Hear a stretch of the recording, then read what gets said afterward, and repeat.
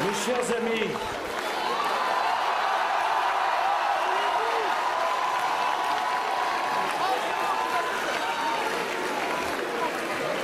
je voudrais, avant de commencer, je voudrais vous demander 1 minute d'attention, parce qu'un Français, Hervé Gourdel, un Français marié, père de famille, aimé de ses enfants, de ses parents, de ses amis, vient d'être assassiné par des gens qui, par leur barbarie, font honte à l'humanité. Je voudrais m'incliner devant la mémoire de notre compatriote. Je voudrais dire à son épouse, à sa famille, notre émotion et notre solidarité devant ce qu'il convient d'appeler le martyre qui a été infligé à Hervé Gourdel. Ceux qui ont commis cet acte doivent savoir qu'un jour, ils auront à rendre des comptes de leur sauvagerie. Car laisser impunis des crimes si révoltants serait une faute morale impardonnable. Je veux redire mon accord avec l'engagement de nos forces contre cette organisation terroriste qui bafoue les principes humains les plus fondamentaux. Nous vivons sur une même planète. Nous sommes confrontés aux mêmes menaces que les autres démocraties. Je veux vous le dire du fond de mon cœur, quand la sécurité nationale est en jeu, la France doit être unie. Et le gouvernement doit savoir que, quels que soient nos profonds désaccords, nous l'aiderons autant qu'il est nécessaire chaque fois que nous serons confrontés à des événements si graves et si dramatiques. Je n'ai pas voulu annuler notre réunion parce que c'est justement ce que souhaitent ces barbares. Ils veulent empêcher les démocraties de vivre normalement. La démocratie française ne s'arrête pas parce que des sanguinaires assassinent. La République sera toujours plus forte que le crime. Et les républicains toujours plus déterminés que les criminels. Mes chers compatriotes, chacun d'entre vous, aussi révolté que vous le soyez, vous devez garder votre sang-froid et comprendre que dans ces circonstances, tout amalgame avec une partie de notre communauté nationale serait insupportable, serait odieux et serait injuste. Ceux qui ont commis l'irréparable cherchent à nous diviser. Nous répondrons par l'unité sans faille de tous les Français. Je vous demande de vous lever pour que nous fassions 1 minute de silence à la mémoire de notre compatriote.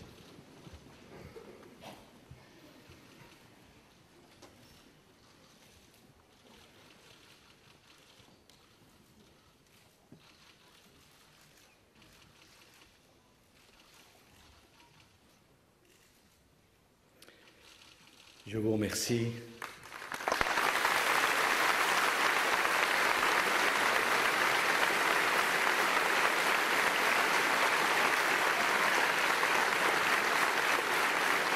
Alors, si vous saviez comme je suis heureux de vous retrouver, vous ici et les milliers d'amis qui sont dehors et qui n'ont pas pu rentrer dans cette salle, je veux leur dire qu'ils sont avec nous. Durant 2 années et demie, je me suis éloigné du débat public. Je n'ai quasiment pas pris la parole, je n'ai pas voulu répondre aux attaques et aux polémiques. Je ne le ferai pas davantage aujourd'hui, car dans la situation où se trouve la France, les Français attendent de nous d'abord que nous leur permettions d'espérer dans un nouvel avenir. Mes chers amis, c'est une longue marche que nous allons commencer ensemble au service de la France. J'ai pris du recul, je me suis donné le temps de la réflexion, et je vous confesse que j'ai beaucoup pensé à ce que nous avions vécu ensemble, à ce que nous avions réussi, à ce que nous avions manqué aussi, à ce qu'il fallait changer, à ce qu'il fallait garder, à ce qu'il fallait approfondir. Mais il y a d'abord quelque chose que je m'étais juré de vous dire. À vous, le peuple de France, à vous, Français du quotidien, qui vous engagez avec un désintéressement admirable, à vous, mes amis, depuis si longtemps, je voulais vous dire merci. Mais si vous saviez à quel point je pense à ce merci. Et je vais vous dire pourquoi ce merci. Parce que lorsque j'étais silencieux, votre soutien ne m'a jamais fait défaut. Il ne m'a jamais fait défaut avant, pendant et après. Au fond, si je suis revenu, c'est parce que vous avez toujours été là. Je ne pouvais pas imaginer vous laisser tomber, je n'en avais pas le droit, puis il faut bien le dire, j'en avais pas du tout envie. 2 ans et demi durant, j'ai assisté silencieux. Et je vais vous dire une chose, silencieux et triste, à la destruction systématique de tout ce que nous avions fait. Oh non parce que c'était mal, non parce que ça ne marchait pas, mais parce que c'était nous. Dès le lendemain de l'élection présidentielle, tous ceux qui n'étaient pas socialistes, tous ceux qui ne pensaient pas dans la bonne direction, tous ceux qui n'appartenaient pas à la nouvelle majorité, étaient destitués, démis, accusés, renvoyés. Cette fascination pour la revanche a précipité notre pays dans la stupéfaction d'abord, dans l'indignation ensuite. Le nombre de mensonges, le nombre de gens à qui on a menti est si important qu'aujourd'hui se répand partout en France, dans toutes les régions, dans toutes les catégories, une sourde colère. Les Français éprouvent l'impression qu'au sommet de l'État sont perdus, sonnés, incapables du moindre bond, sans perspective, sans stratégie. Et que dire de ces comportements qui abaissent le débat public? La présidence dite normale, on imagine ce que cela aurait été si elle ne l'avait pas été. Le comportement exemplaire des ministres, le président qui ne se mêlera pas de tout, la vie privée qui ne devra pas interférer avec la vie publique.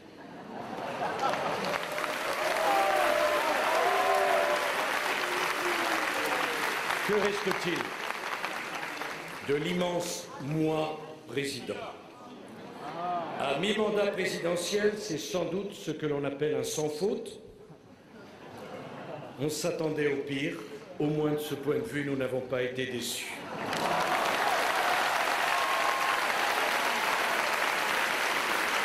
Alors c'est sur nous que va reposer tout au long de ces 2 prochaines années la responsabilité d'une alternative crédible. Il y a un travail urgent engagé. C'est celui qui concerne notre famille politique et plus largement l'opposition.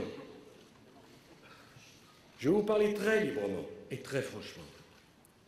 Il faut sans délai mettre fin aux querelles, aux disputes dérisoires qui ont, j'ose le mot, ridiculisé notre famille politique ces 2 dernières années.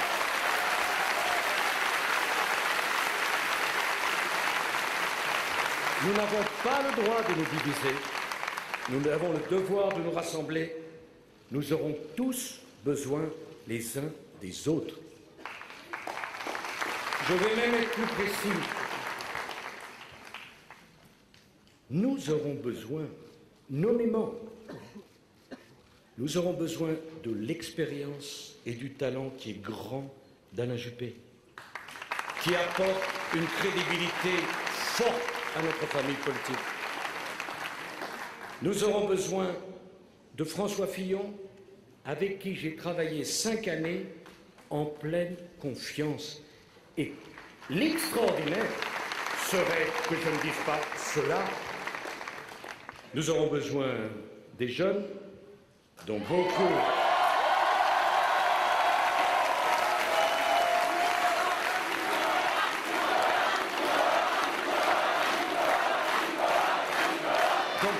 furent d'excellents ministres.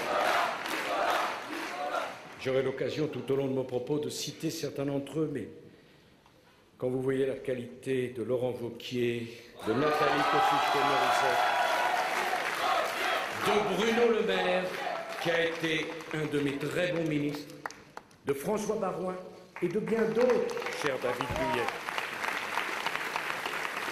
Je parlerai de toi, Éric. Mais qui peut imaginer qu'on puisse réussir seul? Ça n'a pas de sens. Aucun. Alors je suis revenu pour aider au rassemblement de notre famille.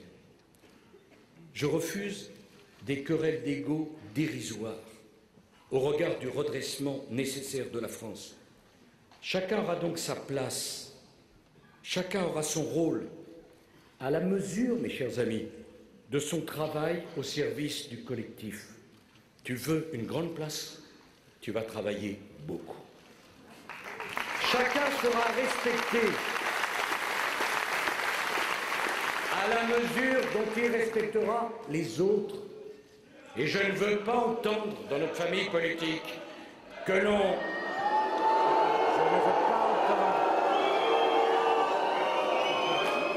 Je ne veux pas entendre...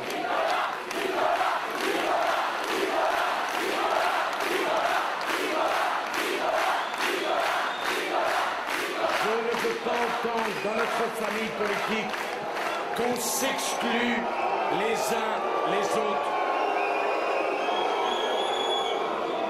Mais ne vous intéressez pas à eux.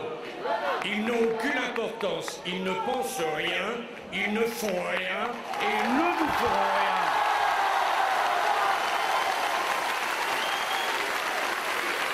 Je ne veux pas entendre que dans notre famille politique, on puisse s'exclure les uns les autres au prétexte qu'on ne serait pas d'accord sur tel ou tel point. Si vous me choisissez comme président de notre famille politique, j'assumerai mes responsabilités. Je rassemblerai une équipe nouvelle. J'écouterai chacun, nous débattrons de façon approfondie. Aussi souvent qu'il le faudra, nous voterons. Et une fois la décision prise, je veillerai à ce qu'elle soit appliquée et respectée. Aucune organisation ne peut fonctionner sans un minimum d'autorité, de leadership, de volonté. L'impression de pagaille doit cesser. La cacophonie nous a rendus inaudibles. L'individualisme exacerbé a clairement montré ses limites. Maintenant, c'est terminé.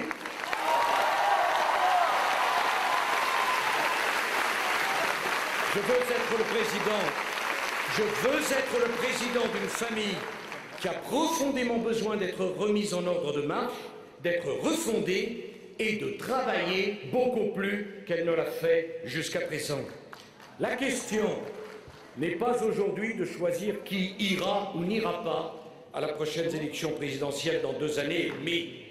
La question est comment porter sur les fonds baptismaux ce vaste rassemblement moderne, pluraliste, uni, qui redonnera de l'espoir à nos compatriotes, qui ne peuvent être condamnés à la perspective déprimante d'une alternative stérile entre l'humiliation que chacun d'entre nous ressent aujourd'hui et l'humiliation que nous ressentirions demain avec l'isolement complet proposé par Mme Le Pen et par le Front National.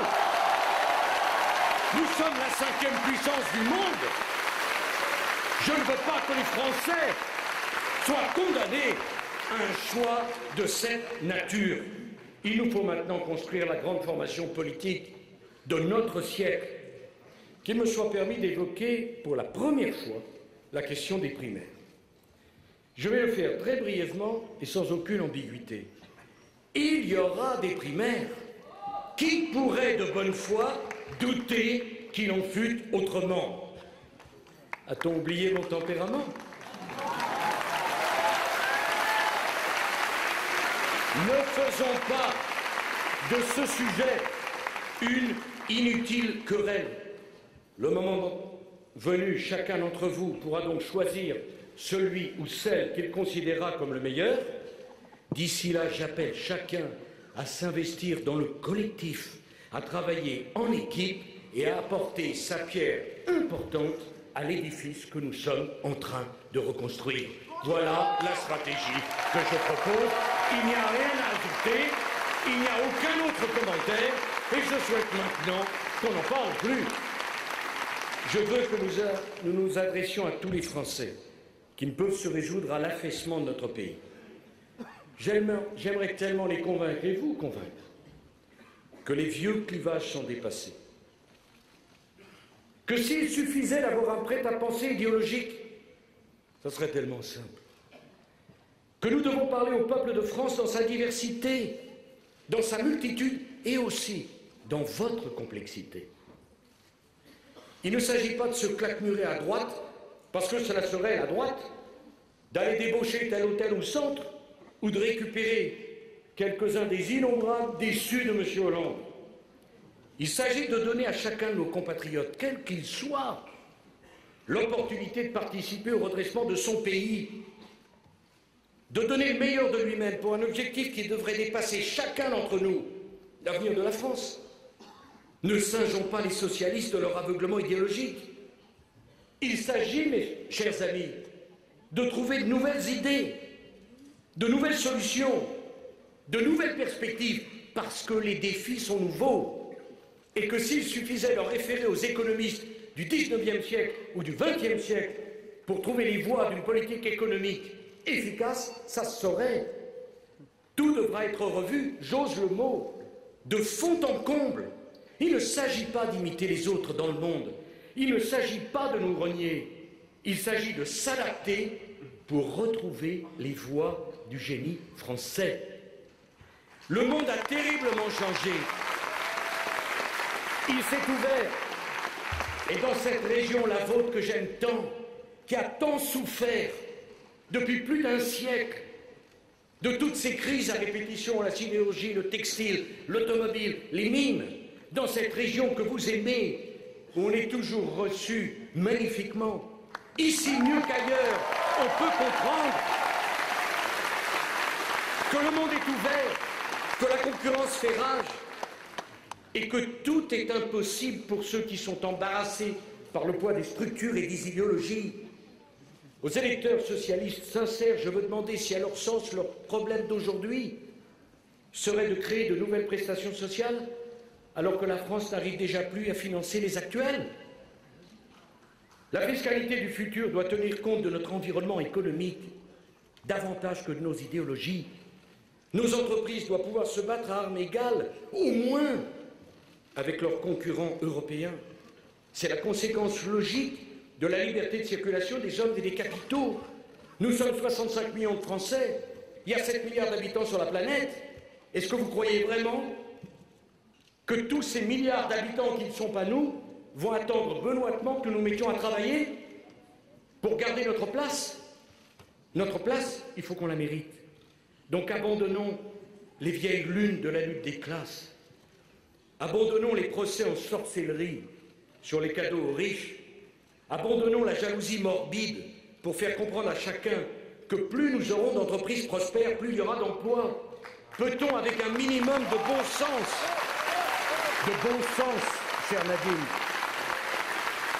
faire entendre que la solidarité, et je sais qu'elle est le public ici, que la solidarité est une priorité nationale, mais que si on distribue ce que l'on n'a pas produit, si l'on partage ce que l'on n'a pas acquis, et si l'on promet ce que l'on ne s'est pas donné la peine de créer, alors ça sera le chômage, la pauvreté et l'exclusion pour le plus grand nombre. Je ne veux pas de ce choix pour les Français.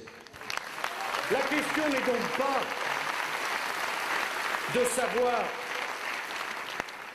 comme ça passionne tant certains observateurs qui sont de plus en plus, 2 ans et demi après, alors vraiment, Je vois le décalage, hein.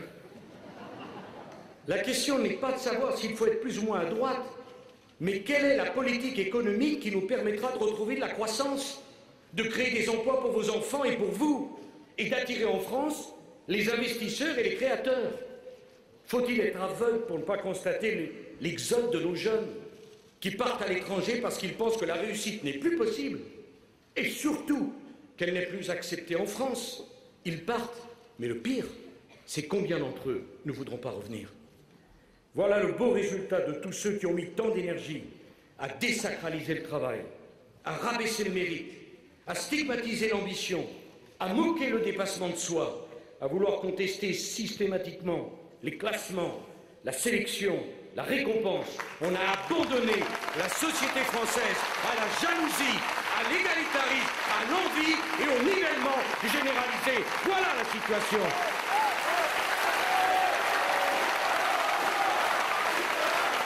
La force d'insécuriser les entrepreneurs, à force de les insécuriser, les entrepreneurs, les artisans, les inventeurs, les travailleurs indépendants, à force de multiplier les règles, les contrôles, les empêcheurs, on a découragé ceux qui voulaient créer, développer, réussir, entreprendre. En agissant ainsi, on a, j'ose le mot une fois encore, abîmé le génie français qui a tant besoin, plus que tout autre dans le monde, de liberté.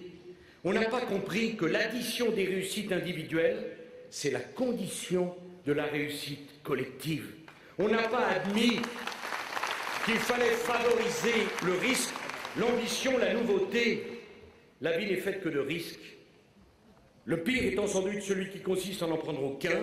Ça n'a jamais été la conception de ma vie et la conception que j'ai de la France, car si je n'aimais pas le risque, je me serais abstenu d'être candidat à la présidence de notre famille politique. Alors je veux rentrer dans les détails. Je crois dans la nécessité de préserver les équilibres de notre planète. Je considère comme incontournable notre investissement dans la croissance propre, la qualité de la vie, la protection environnementale. Mais je refuse que nous tournions le dos au progrès. Je refuse que nous ayons peur de tout. Le progrès est une idée neuve. Il est dans la nature de l'être humain que de chercher à faire progresser ses connaissances. Cette gauche au pouvoir, elle est réactionnaire. C'est à nous maintenant de défendre, de promouvoir, d'encourager le mouvement des connaissances et des idées. Le progrès n'est pas tout, mais sans le progrès, rien ne sera possible. De ce point de vue, je souhaite clairement que nous réfléchissions aux conséquences du principe de précaution, auquel je préférerais toujours le principe de responsabilité. Avec la précaution, on s'abstient de faire. Avec la responsabilité, on assume la conséquence de ses choix et on ne se condamne pas à l'immobilisme. Mais je ne peux pas accepter, j'aime trop mon pays pour cela, que les États-Unis d'Amérique soient devenus, du point de vue de l'énergie, indépendants grâce au gaz de schiste et que la France ne puisse pas profiter de cette nouvelle énergie alors que le chômage ravage tant de nos territoires et tant de nos familles. C'est inacceptable.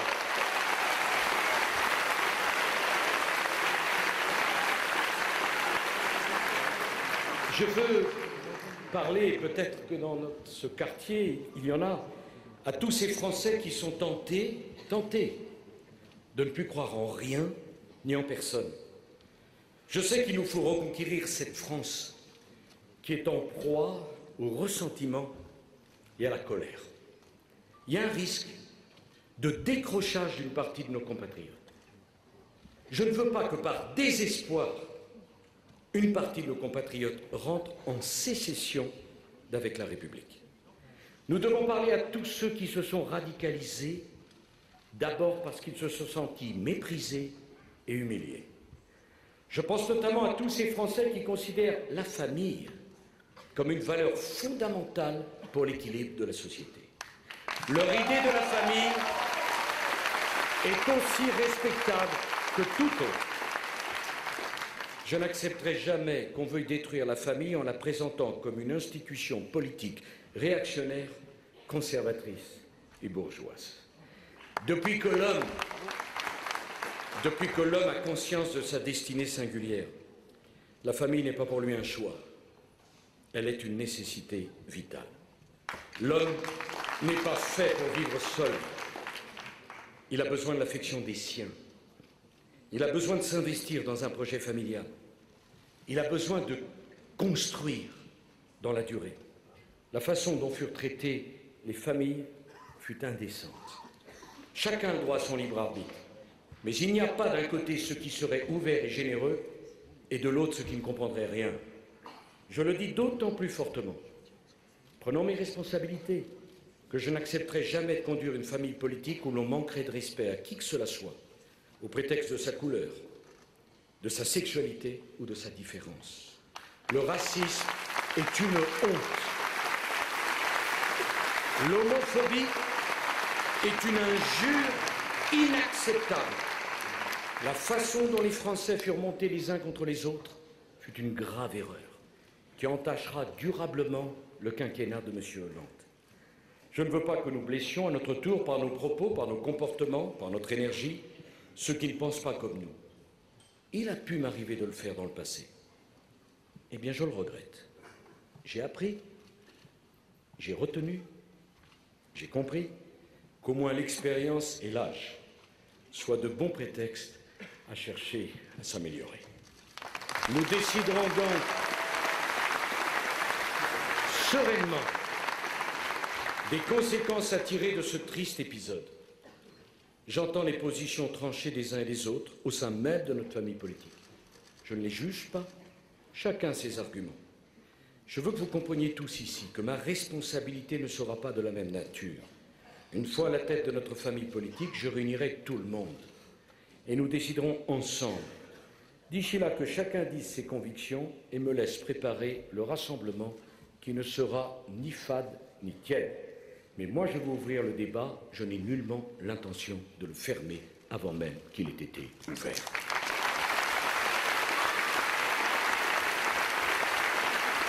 Oui, j'appelle à l'ouverture, à la tolérance et au respect, mais nous n'aurons que plus de force pour refuser l'eau tiède, les demi-solutions, les faux compromis.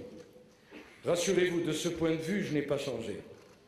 Je refuse cette pensée unique qui, en empêchant tout débat, fait le lit de tous les extrémistes. Je veux lever la chape de plomb du conformisme qui empêche d'aller au fond de toutes les questions. Que les choses soient claires, c'est mon premier meeting de retour, et ça me fait plaisir de dire ce que je vais vous dire. Je refuse par avance les leçons de morale de ceux qui ont utilisé sciemment le Front National au service de leurs calculs électoraux.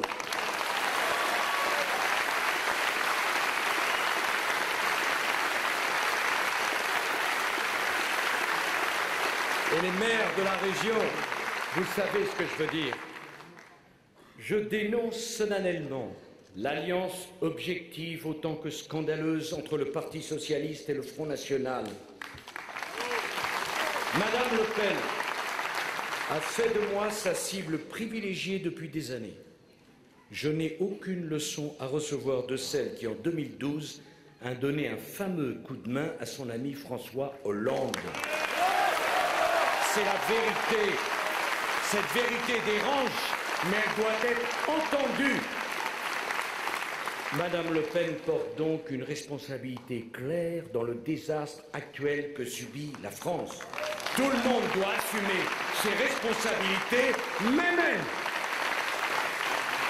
quant aux électeurs qui ont voté pour le Front National. Il est absurde de vouloir les culpabiliser, de vouloir leur faire des leçons de morale ou de leur dire que c'est pas bien. Leur choix est la conséquence d'une souffrance, d'une peur ou de la déception que nous leur avons inspirée. Où a-t-on jamais vu qu'on puisse reprocher à quelqu'un sa souffrance? On ne la reproche pas, on l'apaise. On ne reproche pas à quelqu'un sa peur, on le rassure. On ne reproche pas à quelqu'un sa déception, on y répond en corrigeant les erreurs que nous avons commises. Voici ma stratégie pour reconquérir ceux qui nous ont quittés. C'est mon devoir, c'est une responsabilité claire à laquelle je ne me déroberai pas. Alors il y a des questions centrales que nous devrons trancher, parce que nous ne pourrons différer ces choix.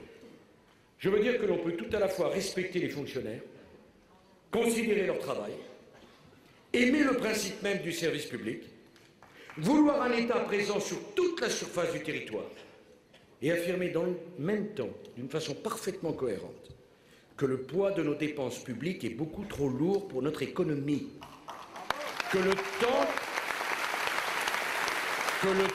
de travail dans la fonction publique est une question qui ne peut plus être éludée.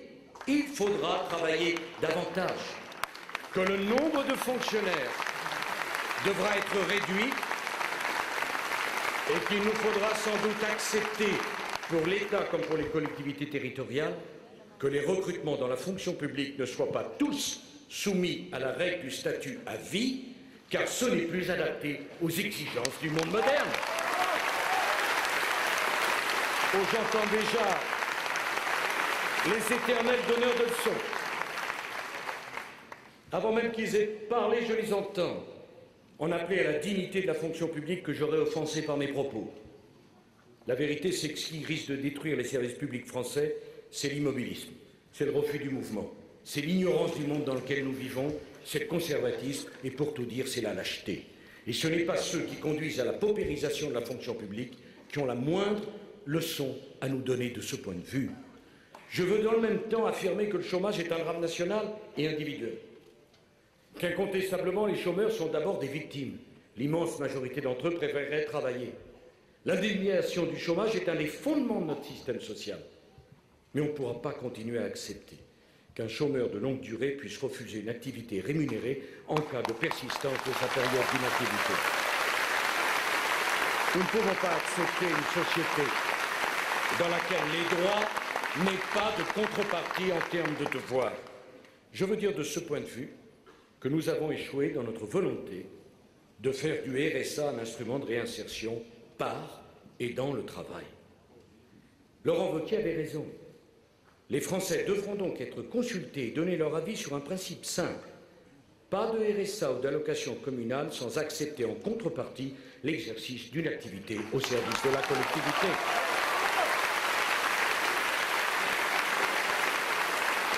C'est aux Français, cher Marc Philippe, de donner leur opinion sur ce sujet, car je rappelle que c'est grâce aux fruits de leur travail que ces allocations peuvent être versées. Vous avez donc votre mot à dire sur un argent qui est le vôtre. Ma vision de la politique sociale, c'est un travail pour chacun, pas une allocation pour tous. Et je dis à nos dirigeants, arrêtez de promettre un argent que vous n'avez pas et qui ne vous appartient pas. Que va devenir notre système social s'il y a de moins en moins de gens qui travaillent et de plus en plus qui attendent une allocation? Ne doit-on pas se poser la question d'arrêter cette fuite en avant qui décourage le travail, encourage l'assistanat? Ne peut-on pas sereinement remettre au cœur de notre débat la question du devoir de chacun vers la société avant de parler de nouveaux droits? N'a-t-on pas fini par aller trop loin dans la promesse d'une société où les vacances, les jours fériés, les RTT, les congés de toutes sortes sont devenus le but ultime, oubliant la règle ancestrale selon laquelle, dans la vie, rien n'est donné, car tout doit se mériter. Nous devons travailler davantage. Les Français peuvent l'entendre et doivent le comprendre. Je veux dire que je crois au dialogue social et qu'il n'y a pas de démocratie sociale sans syndicats. Et que sans doute la compétitivité d'une économie moderne passe aussi par la qualité du dialogue social. Mais dans le même temps, nous devons tous nous interroger sur la politisation de nombre de syndicats qui sont sortis de leur rôle en appelant à voter comme un seul homme pour le candidat socialiste.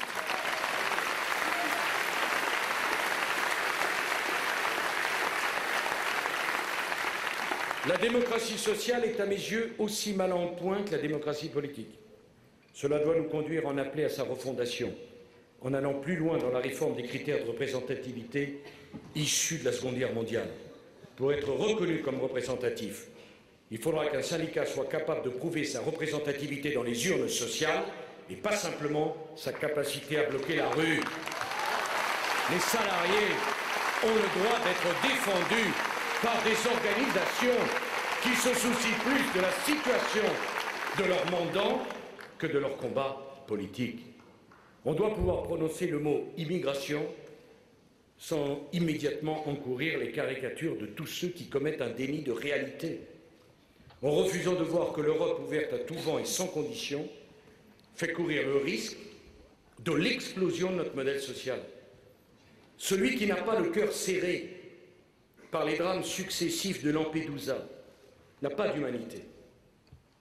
Il ne s'agit donc pas de se claquemurer et de refuser toute ouverture, mais de répondre à cette question incontournable. Dans 30 ans, l'Afrique comptera 2 milliards d'habitants.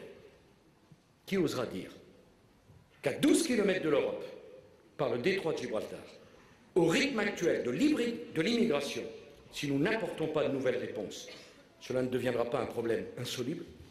Il faudra aller beaucoup plus loin que ce que nous avons fait. Garder Schengen dans son état actuel, c'est tout simplement plus une option. Refonder Schengen, c'est exiger de tous les États membres qui voudront y adhérer le préalable de l'harmonisation des politiques d'immigration. La France, par ailleurs, ne refusera jamais de soigner ceux qui souffrent et qui ont besoin de soins urgents. Mais la France ne peut pas accepter la dérive de l'aide médicale, car maintenant il ne s'agit plus d'urgence, mais de gabegie. J'ose le mot. On peut respecter les différences, reconnaître le bien fondé du métissage des cultures, prôner l'ouverture de la société et refuser des comportements sur le territoire de la République qui sont des offenses à l'égalité entre la femme et l'homme, qui bafouent les règles de la laïcité auxquelles nous tenons fermement, qui portent atteinte à la liberté des consciences. Je n'accepterai jamais le communautarisme. Et je veux dire solennellement que ce n'est pas à la France de s'adapter à toutes les différences. L'effort d'intégration doit être au minimum partagé entre la société qui accueille et la personne qui veut être accueillie. Et si cette personne ne veut pas s'adapter, eh bien, elle ne peut pas être accueillie. Je le dis calmement, je le dis sans aucune volonté d'ostracisme, mais avec la fermeté du républicain convaincu que je suis. Il y a des propos, il y a des attitudes, il y a des comportements qui ne sont pas acceptables sur le territoire de la République française. Car ces propos, ces comportements et ces attitudes ne sont pas destinés à souligner des singularités, mais à contester et à provoquer la communauté nationale dans son ensemble. Nous ne pouvons pas l'accepter. À l'inverse, cher Daniel, il ne faut pas craindre les différences. Elles sont autant de richesses, car rien à mes yeux n'est pire que l'uniformité qui gère le nivellement, la platitude et l'ennui. Elle se trouve peut-être ici, la grande différence qui demeure entre la gauche et nous. Cette gauche considère toute différence comme une injustice. Au fond, comme cela serait bien que tout le monde soit en retard, car personne ne serait à l'heure. C'est leur façon de régler les injustices, être injuste avec tout le monde. Quant à nous, nous devons penser que toute différence est une richesse. C'est pourquoi nous devons nous adresser à tous les Français sans exception. À tous, nous disons que notre ambition est de leur permettre de se réaliser tels qu'ils sont, et non pas tels que l'État ou la société voudrait qu'ils soient. Moi, je crois profondément à la différence des destins. Je crois à la différence des tempéraments. Je crois à la différence des identités. Je veux parler à la France du XXIe siècle, pas à celle du XIXe. Et la seule limite que nous devons mettre à l'expression de ces différences, c'est l'obligation d'aimer la nation à laquelle on appartient. C'est l'obligation de respecter la société dans laquelle on vit. C'est l'obligation de faire l'effort de s'intégrer dans l'état de droit qui nous accueille. Voilà la seule limite. Mais claire.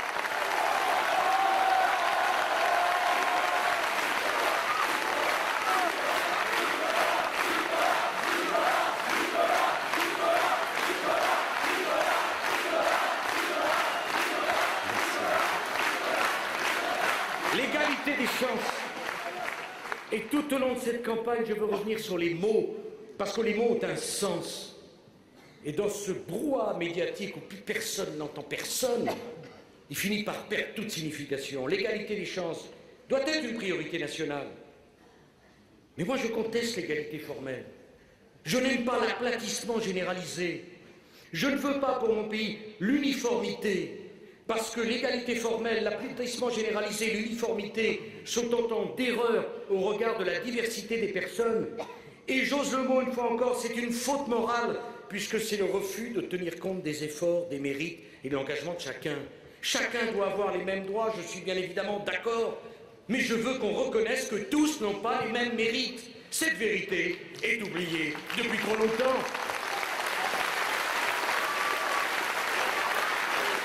Dois-je avouer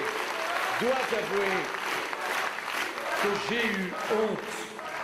j'ai eu honte d'entendre certains de nos dirigeants demander à l'Allemagne d'aller moins vite, parce que nous serions devenus incapables de hausser notre propre vitesse.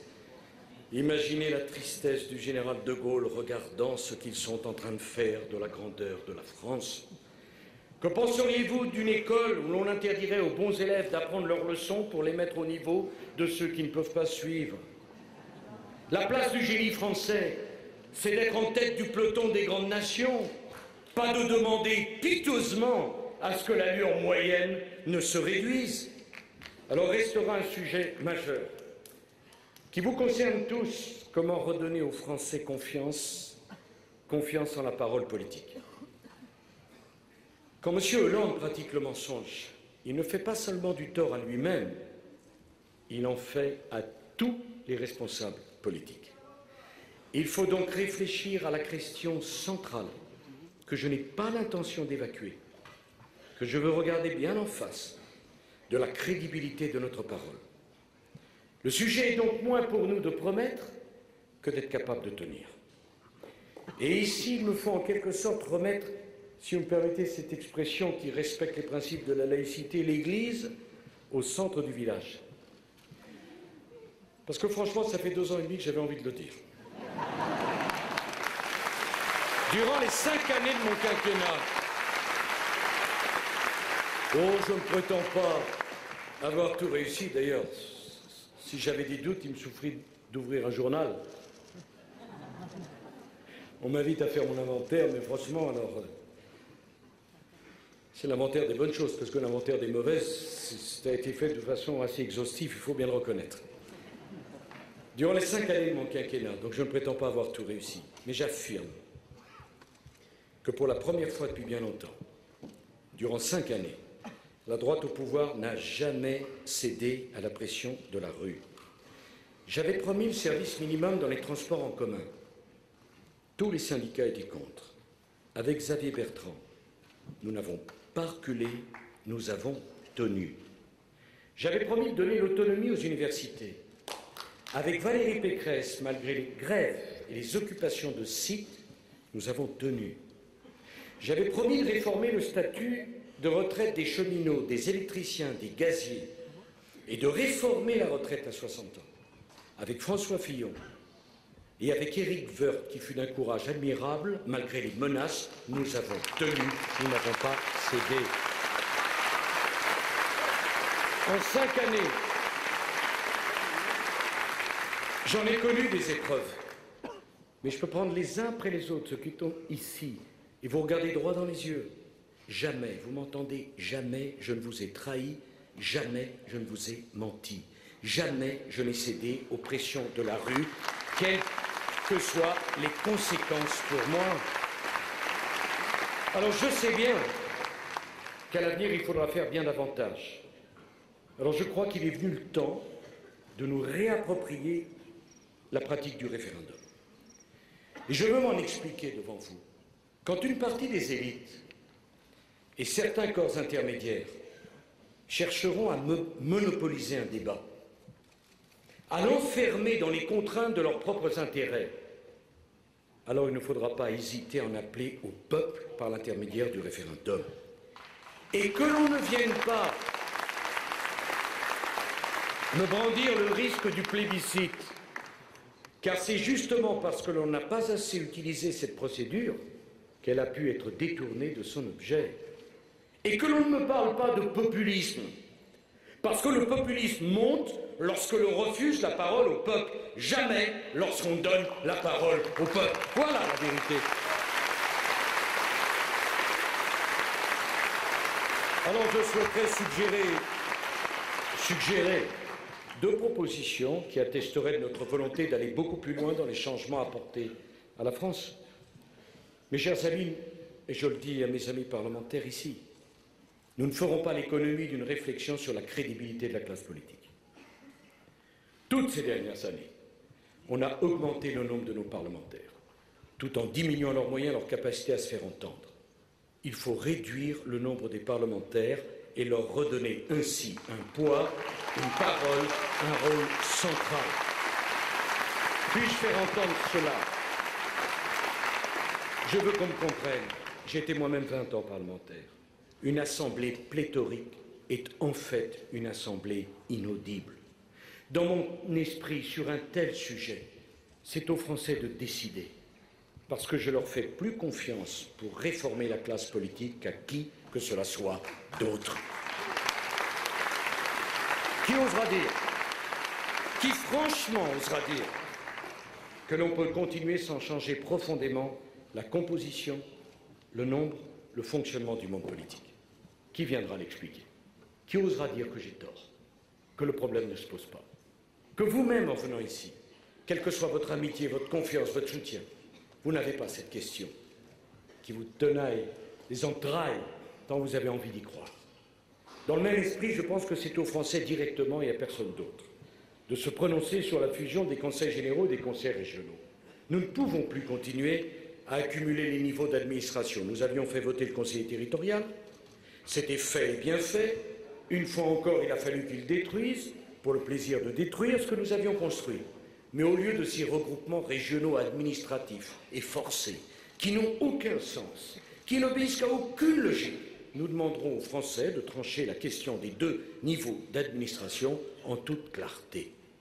Tout au long de cette campagne pour la présidence de l'UMP, je ferai donc des propositions pour enrichir le débat. Je le ferai parce que cela correspond à l'idée que je me fais de l'intérêt général. Mais je le ferai, je veux que vous soyez attentifs à ça, sans esprit de système, dans l'idée de rassembler chacun, dans le refus des postures.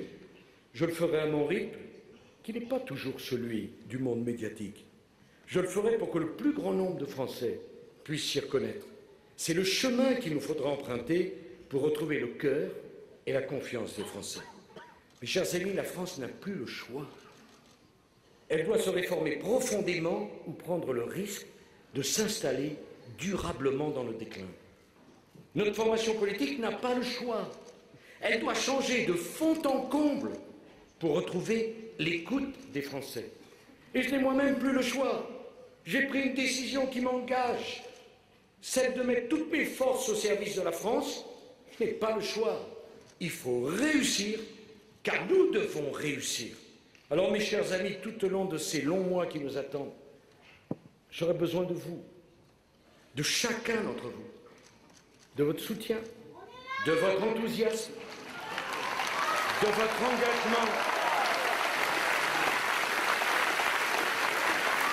J'aurai besoin de votre courage. J'aurai besoin de votre courage.